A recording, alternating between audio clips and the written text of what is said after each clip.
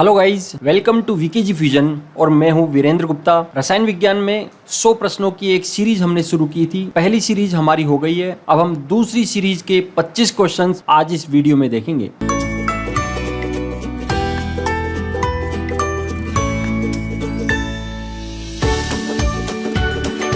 तो शुरू करते हैं। हम सबसे पहले बात करते हैं क्वेश्चन नंबर 26 की। ब्लीचिंग पाउडर निम्नलिखित में से किसे गुजारकर तैयार किया जाता है? यहाँ ऑप्शन हमारे पास 4 है। सबसे पहला है बुझे चूने पर क्लोरीन। देखिए, बुझा चूना क्या होता है? जब चूने में पानी हम मिलाते हैं तो हमारे को प्राप्त होता है कैल्शियम हाइड्रोक्साइड। तो कैल्शियम हाइड्रोक्साइड बुझा चूना होता है। यदि हम बात करें बिना बुझे चूने की, तो बिना बुझा चूना होता है कैल्शियम ऑक्साइड। तो बुझा चूना तो हो गया कैल्शियम हाइड्रोक्साइड और बिना बुझा चूना होता है कैल्शियम ऑक्साइड। अब यहाँ 4 ऑप्शन में से ए में है कि बुझे चूने पर हम क्लोरीन मिला दें। बुझा चूना, जैसा कि मैंने बताया आपको, कैल्शियम हाइड्रोक्साइड बुझा चूना होता है। इस पर यदि हम क्लोरीन मिला दें, क्लोरीन मिलाने से हमारे को CaOCl2 मिलता है और साथ में H2O प्राप्त होता है। तो ये जो CaOCl2 मिलता है यही हमारा ब्लीचिंग पाउडर होता है और इस तरह से हम ब्लीचिंग पाउडर प्राप्त कर सकते हैं। तो हमारा ऑप्शन ए यहाँ पर बिल्कुल सही होगा। बी, सी और डी ऑप्शन से हमारे को ब्लीचिंग पाउडर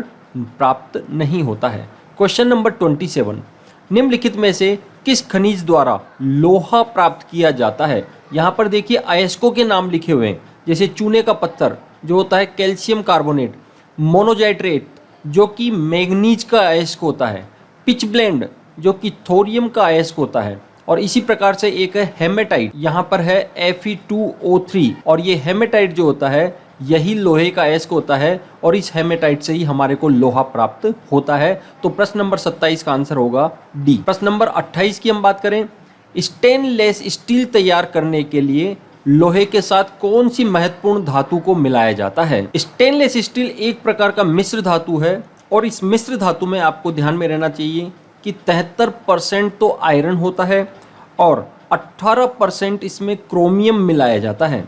इसके अलावा 8% तक इसमें निकेल भी मिलाया जाता है और कुछ मात्रा में नगण्य रूप से इसमें कार्बन उपस्थित होता है। तो यहाँ पर हमारे को पूछा गया है कि कौन सी महत्वपूर्ण धातु उपयोग में लाई जाती है लोहे के साथ। तो लोहे के साथ हम देख रहे हैं 18% क्रोमियम यहाँ पर काम में लाई जाती है।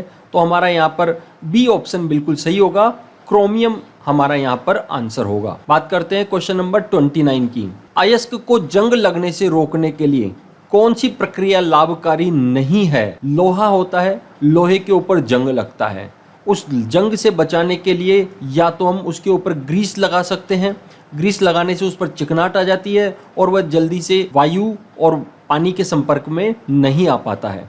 इसके अलावा हम लोहे पर देखते पेंट कर देते हैं, कलर कर देते हैं, जिससे भी इस पर जंग नहीं लगता है। और इसके अलावा जस्ता चढ़ाना, जस्ता चढ़ाने की जो प्रक्रिया होती है उसको गैल्वेनीकरण कहा जाता है। तो गैल्वेनीकरण के द्वारा हम लोहे के ऊपर जस्ता चढ़ा देते हैं जिससे वह चांदी जैसा हो जाता है। आपने देखा होगा बाजार में जो चद्दर आती है लोहे की, वो चांदी की जैसी होती है, सिल्वर कलर की होती है, लेकिन होता वो लोहा है क्योंकि उसके ऊपर जस्ते की परत चढ़ी हुई होती है जो उसको जंग लगने से बचाता है। तो यानी 3 ऑप्शन बी, सी और डी हमारे हो गए जिनसे हम जंग लगने से रोक सकते हैं। इसीलिए हमारा पहला ऑप्शन यहाँ पर सही होगा, अनिलन, जो जंग रोकने की प्रक्रिया में प्रभावी नहीं है। बात करते हैं प्रश्न नंबर 30 की। जंग से बचाने के लिए लोहे से बने पानी के पाइपों पर जस्ते की परत चढ़ाने को क्या कहते हैं? तो जैसा कि मैंने अभी भी आपको बताया कि जब लोहे पर जस्ता चढ़ाया जाता है तो उस प्रक्रिया को गैल्वेनीकरण कहा जाता है। तो वही प्रश्न यहाँ पर पूछा गया है। तो पहला ऑप्शन है जस्ते की परत चढ़ाना। तो जस्ते की परत चढ़ाना अपने आप में एक नाम हो गया, प्रक्रिया का नाम नहीं है। मिश्र धातु बनाना भी सही नहीं है। वल्कनीकरण तो रबड़ का किया जाता है जिसमें सल्फर के साथ उसकी प्रक्रिया करवाई जाती है और वल्कनीकृत रबड़ हमारे को प्राप्त होता है। और डी ऑप्शन हमारा है यशदीकरण, ये बिल्कुल सही है। यशदीकरण हिंदी में है और इंग्लिश में इसी को गैल्वेनीकरण कहा जाता है। तो गैल्वेनीकरण की प्रक्रिया के द्वारा लोहे के ऊपर जस्ते की परत को चढ़ाया जाता है। तो प्रश्न नंबर 30 में हमारा ऑप्शन डी बिल्कुल सही होगा। प्रश्न नंबर 31 की बात करते हैं। कृंतकनाशी या रोडेंटनाशी के रूप में निम्नलिखित में से किसका प्रयोग किया जाता है? अब देखो, कृंतक कौन कौन से जीव है? जैसे चूहा हो गया हमारा, गिलहरी हो गई, ये कृंतक जीव है और जब ये बहुत ज़्यादा मात्रा में हो जाते हैं तो इनको मारना पड़ता है और इनको मारने के लिए मुख्यतः हम जिंक फॉस्फाइड का उपयोग करते हैं, जो कि विशेष रूप से चूहों को मारने की दवा के रूप में भी उपयोग में लाया जाता है। तो यहाँ हमारा डी ऑप्शन बिल्कुल सही होगा। बात करें यदि अपन बी ऑप्शन की, जो कि जिंक क्लोराइड है, जिंक क्लोराइड का उपयोग मुख्यतः टेक्सटाइल, सोल्डरिंग आदि में किया जाता है। जबकि जो हमारा ए ऑप्शन है जिंक कार्बोनेट, इसका उपयोग मेडिसिन और कॉस्मेटिक सामानों में किया जाता है। जबकि जिंक सल्फाइड का उपयोग पेंट वगैरह में किया जाता है। बात करते हैं क्वेश्चन नंबर 32 की। निम्नलिखित में से कौन सी धातु स्वतंत्र अवस्था में पाई जाती है? हमारे पास ऑप्शन है एल्यूमिनियम, सोना, सीसा और लोहा। अब आप यहाँ ध्यान से समझ लीजिए, सोना ऐसी धातु है जो मुक्त अवस्था में पाई जाती है। मुक्त अवस्था में पाई जाने वाली जितनी भी धातुएं हैं उन सभी धातुओं को हम नोबल मेटल के नाम से जानते हैं। नोबल मेटल में मुख्यतः हमारे गोल्ड, प्लेटिनम शामिल होते हैं। ये मुक्त अवस्था में पाए जाते हैं और किसी से क्रिया नहीं करते हैं। तो यहाँ पर बी ऑप्शन हमारा बिल्कुल सही होगा। जबकि एल्यूमिनियम, लोहा और सीसा ये सभी यौगिकों के रूप में पाए जाते हैं। इन सबके अयस्क हमारे को मिलते हैं और उन अयस्कों में से इन धातुओं को अलग किया जाता है। प्रश्न नंबर 33, निम्नलिखित मिश्र धातुओं में से किसे अमलगम कहते हैं? अमलगम शब्द आप ध्यान रख लीजिए, जब किसी भी धातु में मिलाया जाता है पारा तो वो कहलाता है अमलगम। ये बिल्कुल फैक्ट बात आपको ध्यान रख लेनी है। तो यहाँ पारा सी ऑप्शन में आ रहा है, यानी जस्ता और पारा को मिला दिया जाए तो यह अमलगम कहलाता है। और यहाँ पर इसको हम कहते हैं जिंक अमलगम। इस मिश्र धातु को कहा जाएगा जिंक अमलगम। तो ये जिंक अमलगम यहाँ पर होगा। जबकि जस्ता तांबा या तांबा टिन या सीसा जस्ता जब होते हैं तो इन्हें अमलगम नहीं कहा जाता है। प्रश्न नंबर 34 की बात करें, निम्नलिखित में से बड़े शहरों में वायु को प्रदूषित करता है? तो बड़े शहरों में वायु प्रदूषण का मुख्य कारण ऑप्शन सी है सीसा। लेड जिसको कहा जाता है, ये लेड का प्रतीक चिन्ह होता है पीबी। तो ये पीबी मुख्यतः पेट्रोल में मिलाया जाता है। सीसा युक्त पेट्रोल बाजार में आता है, उसके कारण से बड़े शहरों में वायु प्रदूषण बहुत ज्यादा होता है। तांबा, क्रोमियम या कैल्शियम ये प्रदूषण का कारण बिल्कुल भी नहीं है। प्रश्न नंबर 35 की बात करें, संचायक बैटरियों में निम्नलिखित में से कौन सी धातु का उपयोग किया जाता है? तो संचायक बैटरियों को हम सामान्यतया सीसा संचायक बैटरी या सीसा संचायक सेल भी कहते हैं। और सीसा यहाँ पर होता है पीबी या लेड। तो सीसा यहाँ पर संचायक बैटरियों में काम में लिया जाता है, पीबी यहाँ पर काम में लिया जाता है। आवर्त सारणी में इनके स्थान के आधार पर आपको ध्यान में रखना है। सीसा आवर्त सारणी में 82 नंबर पर आता है। जस्ता या जिंक जिसको बोलते हैं वो आवर्त सारणी में 30वें स्थान पर है। एल्यूमिनियम 13वें स्थान पर और तांबा 29वें स्थान पर होते हैं। प्रश्न नंबर 36, निम्नलिखित में से कौन सी धातु रोशनी के बल्बों में फिलामेंट के रूप में प्रयुक्त की जाती है? तो फिलामेंट के रूप में ध्यान रखना है आपको, टंगस्टन धातु का उपयोग किया जाता है। यानी हमारे यहाँ पर डी ऑप्शन बिल्कुल सही है। टंगस्टन उच्च गलनांक वाला होता है। इवन हम कहें कि पूरी आवर्त सारणी में सबसे अधिक गलनांक किसका होता है तो वो टंगस्टन ही होता है। टंगस्टन का प्रतीक चिन्ह W होता है, क्योंकि लैटिन भाषा में इसको वॉल फ्रेम कहा जाता है। वॉल फ्रेम से ही W इसका प्रतीक चिन्ह दिया गया है। और टंगस्टन आवर्त सारणी में 74 नंबर पर आता है। यदि हम बात करें लोहे की तो लोहा 26 नंबर पे आता है, चांदी 47 नंबर पे आती है और मोलिब्डेनम 42 नंबर पर आवर्त सारणी में आता है। तो इस तरह से प्रश्न नंबर 36 में हमारा आंसर हो गया टंगस्टन। बात करते हैं प्रश्न नंबर 37 की, निम्नलिखित में से कौन सी धातु अर्धचालक की भांति ट्रांजिस्टर में प्रयुक्त की जाती है? अर्धचालक हमारे को विशेष रूप से यहाँ पे देखना है।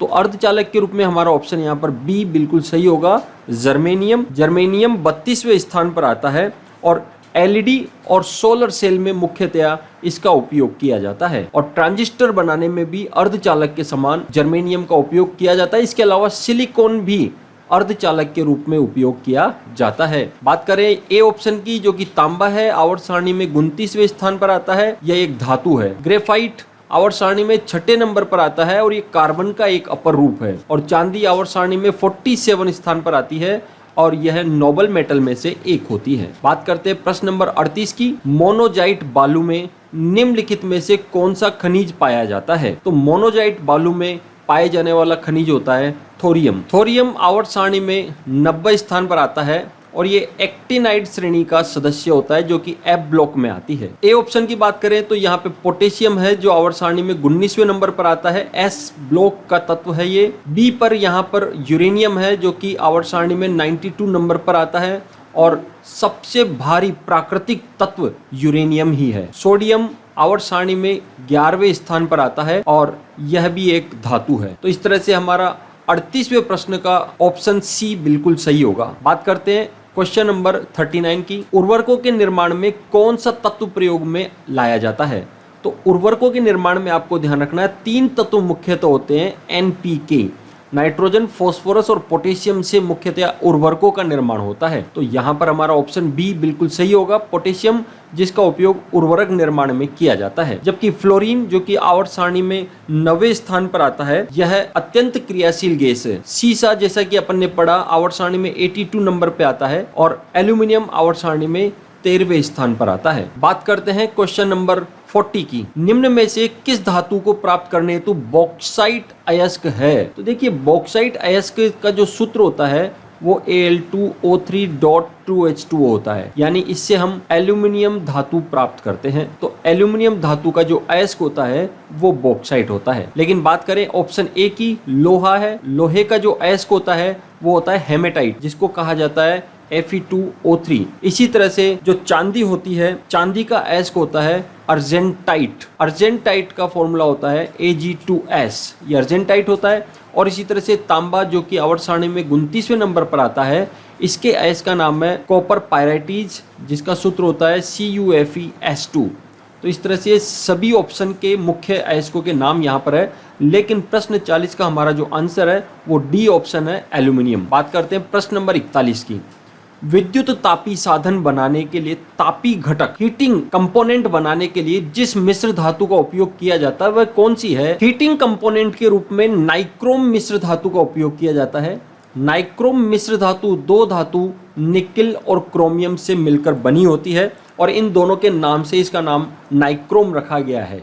तो यहाँ पर 41 क्वेश्चन के लिए हमारा आंसर डी ऑप्शन बिल्कुल सही होगा, नाइक्रोम। लेकिन हम बात करें ए ऑप्शन की, जो कि जर्मन सिल्वर है। जर्मन सिल्वर 3 धातुओं से मिलकर बना होता है, कॉपर, जिंक और निकल। इन 3 धातुओं से मिलकर के जर्मन सिल्वर का निर्माण होता है।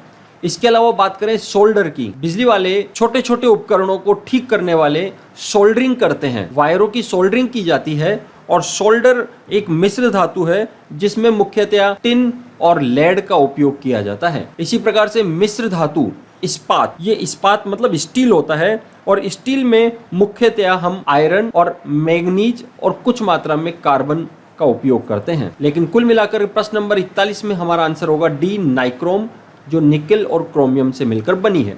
बात करते हैं प्रश्न नंबर 42 की।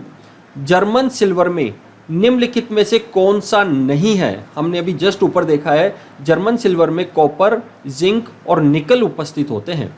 तो यहाँ पर ए ऑप्शन में कॉपर है, बी में निकल है, डी में जिंक है। ये तीनों जर्मन सिल्वर में भाग लेते हैं, मिश्र धातु बनाने में इनका उपयोग किया जाता है। और जिसका उपयोग नहीं होता है वो है सिल्वर अर्थात चांदी, जिसका उपयोग जर्मन सिल्वर में नहीं किया जाता है। तो हमारा ऑप्शन सी यहाँ पर सही होगा। बात करते हैं क्वेश्चन नंबर 43 की। किसी बिजली की इस्त्री को गर्म करने के लिए किस धातु का उपयोग किया जाता है? तो बिजली की इस्त्री को गर्म करने के लिए उसमें हमने कुछ देर पहले देखा था, नाइक्रोम मिश्र धातु का उपयोग किया जाता है। नाइक्रोम मिश्र धातु निकेल और क्रोमियम से मिलकर बनी होती है। तो हमारा 43 के लिए ऑप्शन सी बिल्कुल सही होगा। तांबा उसमें उपयोग में नहीं आता है। टंगस्टन और जस्ते का भी उपयोग इस्त्री में नहीं किया जाता है। जैसा कि मैंने बताया कि टंगस्टन का जो लैटिन नाम होता है वो वॉल्फ्रेम होता है और वॉल्फ्रेम से ही इसका प्रतीक चिन्ह W लिया गया है। जस्ता जिंक होता है जो आवर्त सारणी में 30वें स्थान पर आता है और कॉपर का प्रतीक चिन्ह Cu होता है और आवर्त सारणी में ये 29वें स्थान पर आता है। बात करते हैं क्वेश्चन नंबर 44 की। निम्नलिखित में से किस रेडियोधर्मी तत्व के भारतवर्ष में बड़े भंडार पाए जाते हैं? तो यदि बड़े भंडारों की बात करें तो भारत में सर्वाधिक मात्रा में थोरियम पाया जाता है। इट मीन्स हमारा बी ऑप्शन यहाँ पर बिल्कुल सही है। लेकिन रेडियम, प्लूटोनियम और यूरेनियम भी बहुत कम मात्रा में मिलते हैं। थोरियम आवर्त सारणी में 90 स्थान पर आता है, जबकि यूरेनियम जो कि सबसे भारी प्राकृतिक तत्व है वह 92 स्थान पर है। और रेडियम 88 स्थान पर आता है, एस ब्लॉक का तत्व है, और प्लूटोनियम 91 स्थान पर आता है। इस तरह से ये सारे रेडियो एक्टिव तत्व है। इन रेडियो एक्टिव तत्वों का उपयोग परमाणु भट्टियों में और परमाणु बम में किया जाता है। तो इनमें सर्वाधिक मात्रा में भारत में थोरियम पाया जाता है। ऑप्शन बी यहाँ पर बिल्कुल सही होगा। बात करते हैं क्वेश्चन नंबर 45 की। मुख शोधनी या जिसको माउथ वॉश कहा जाता है तथा टूथपेस्ट में निम्नलिखित में से कौन से यौगिक का उपयोग आमतौर पर किया जाता है? तो देखिए, टूथपेस्ट में मुख्यतः हम सुहागा या जिसको हम बोरेक्स भी कहते हैं केमिस्ट्री की भाषा में, उसका उपयोग किया जाता है। हाइड्रोजन पेरोक्साइड H2O2 होता है, यह ऑक्सीकारक और अपचायक के रूप में काम में आता है। सोरा पोटेशियम नाइट्रेट होता है और सोडियम क्लोराइड साधारण नमक में हमारे काम में आता है। तो क्वेश्चन 45 में हमारा ऑप्शन ए बिल्कुल सही होगा, सुहागा, जिसका उपयोग टूथपेस्ट और माउथ वॉश में किया जाता है। क्वेश्चन नंबर 46, यूरेनियम के रेडियो एक्टिव विद्युतन के फलस्वरूप अंततः क्या बनता है? देखिए, यूरेनियम 92 नंबर पर आता है और यूरेनियम 92 का रेडियो एक्टिव विद्युतन किया जाता है तो हमारे को 82 नंबर पर जो सीसा होता है वो प्राप्त होता है। तो यूरेनियम से सीसा हम इस तरह से प्राप्त कर सकते हैं। और सीसा प्राप्त करने के लिए लगातार इसमें से 8 अल्फा कण और 6 बीटा कणों का उत्सर्जन होना जरूरी है। तो 6 बीटा कण इसमें से निकलते हैं और 8 अल्फा कण निकलते हैं, तब जाकर के यूरेनियम से हमारे को सीसा 82 नंबर का तत्व प्राप्त होता है। वैसे इस विधि से हम कई प्रकार के तत्व प्राप्त कर सकते हैं। रेडियम आवर्त सारणी में हम देखें तो इसका स्थान 88 होता है। पोलोनियम आवर्त सारणी में 84 स्थान पर आता है और थोरियम आवर्त सारणी में 90 नंबर पर हमारे को प्राप्त होता है। बात करते हैं क्वेश्चन नंबर 47 की। फोटोक्रोमेटिक कांच में किसकी उपस्थिति कारण काला रंग या गहरा रंग होने का गुणधर्म होता है? देखिए, हम कांच लगाते हैं, चश्मे लगाते हैं, गोगल्स जिसको बोला जाता है, गोगल हम लगाते हैं तो कई ऐसे कांच होते हैं जो धूप में जाते ही गहरे रंग के हो जाते हैं, काले हो जाते हैं, जिससे तेज धूप से हमारी आंखों की सुरक्षा होती है। तो प्रश्न यहाँ पर यही है कि उन फोटोक्रोमेटिक कांच में ऐसा कौन सा पदार्थ मिलाया जाता है जिसके कारण से वो गहरे रंग के हो जाते हैं? तो यहाँ पर इसका ऑप्शन सिल्वर के हैलाइड होते हैं। अब सिल्वर के हैलाइड में ज़्यादातर सिल्वर ब्रोमाइड का उपयोग किया जाता है, लेकिन कुछ मात्रा में सिल्वर क्लोराइड का भी उपयोग किया जाता है। तो यदि इन दोनों की बात करें अपन तो हमारे 2 ऑप्शन यहाँ पर सही होंगे। वैसे बिल्कुल सही ऑप्शन रजत ब्रोमाइड या सिल्वर ब्रोमाइड है और कुछ मात्रा में रजत क्लोराइड का भी उपयोग किया जाता है। तो यहाँ पर हमारा ए और डी दोनों ऑप्शन सही होंगे। सिल्वर ऑक्साइड और सिल्वर नाइट्रेट का उपयोग इनमें नहीं किया जाता है। प्रश्न नंबर 48, जल एक अच्छा विलायक है, यह किसके उच्च होने के कारण होता है? तो देखिए, जल को सार्वत्रिक विलायक भी कहा जाता है, यानी यूनिवर्सल सॉल्वेंट कहा जाता है। और यूनिवर्सल सॉल्वेंट होने का एक इसका मुख्य कारण है क्योंकि इसका जल का जो परावैद्युतांक है वो सबसे ज़्यादा होता है। इसका मान कई किताबों में 81 है और कई किताबों में 80 दिया हुआ है। तो जल का परावैद्युतांक सर्वाधिक होता है, इस गुण के कारण ही जल एक अच्छा विलायक होता है। तो क्वेश्चन नंबर 48 में ऑप्शन ए बिल्कुल सही हो जाएगा। लेकिन जल का परावैद्युतांक होता क्या है? देखिए, परावैद्युतांक या परावैद्युत स्थिरांक जब भी किसी भी आयनिक यौगिक को जल में घोला जाता है तो जल में घोलने पर वह उस आयनिक यौगिकों के आयनों को तोड़ देता है, आयनों को अलग अलग कर देता है। इसी गुण को परावैद्युतांक कहा जाता है। तो परावैद्युतांक का गुण जल में सर्वाधिक होता है, इसीलिए ये सार्वत्रिक विलायक कहलाता है। बात करते हैं क्वेश्चन नंबर 49 की। निम्नलिखित में से कौन सा विद्युत का चालक है? देखिए, रबड़ हमेशा विद्युत के कुचालक होते हैं, कभी भी चालक नहीं होते। शुद्ध जल की भी बात करें तो शुद्ध जल में कोई आयन उपस्थित नहीं होने के कारण ये भी विद्युत का कुचालक होता है। बेंजीन अध्रुवीय यौगिक है और यह भी विद्युत का कुचालक होता है। तो यहाँ पर ऑप्शन सी हमारा बिल्कुल सही होगा, लवणीय जल, क्योंकि जल में जब आयन उपस्थित होते हैं तो उन आयनों के कारण वह चालकता प्रदर्शित करता है, इसीलिए लवणीय जल सी ऑप्शन यहाँ पर हमारा बिल्कुल सही होगा। बात करते हैं आज के अंतिम प्रश्न की, क्वेश्चन नंबर 50। नाभिकीय रिएक्टर में निम्नलिखित में से किसे मंदक के रूप में उपयोग किया जाता है? मंदक, देखिए, नाभिकीय रिएक्टर में यूरेनियम 235 पर न्यूट्रॉनों की बौछार की जाती है और यूरेनियम 235 पर न्यूट्रॉनों की बौछार करने से यूरेनियम, क्रिप्टॉन और बेरियम 2 छोटे परमाणुओं में टूट जाता है और बहुत सारे न्यूट्रॉन और साथ में अथाह ऊर्जा हमारे को प्राप्त होती है। इस प्रक्रिया को कंट्रोल करने के लिए हमारे को मंदक की जरूरत पड़ती है, जो न्यूट्रॉनों की गति को कम कर देते हैं और उनका अवशोषण कर लेते हैं। तो यहाँ पर ऑप्शन बी हमारा बिल्कुल सही होगा। ग्रेफाइट की छड़ों का उपयोग किया जाता है। ग्रेफाइट न्यूट्रॉनों को अवशोषित करके और इस प्रक्रिया को अनियंत्रित होने से रोकता है। थोरियम या रेडियम ये तो ईंधन के रूप में काम में आते हैं, इनका उपयोग मंदक के रूप में नहीं होता है। अब कई बार प्रश्न आता है कि साधारण जल मंदक के रूप में क्यों काम में नहीं लिया जाता है, तो इसका उत्तर मिला है कि साधारण जल सारे के सारे न्यूट्रॉनों का ही अवशोषण कर लेगा और पूरी प्रक्रिया को पूर्ण रूप से रोक देगा, इसलिए साधारण जल का उपयोग भी नहीं किया जाता है। तो यहाँ 50वें प्रश्न में हमारा ऑप्शन बी ग्रेफाइट बिल्कुल सही होगा। इसी तरह के MCQ प्रश्नोत्तरी कार्यक्रम के लिए हमारे चैनल को लाइक करें, शेयर करें और सब्सक्राइब भी करें। Thank you.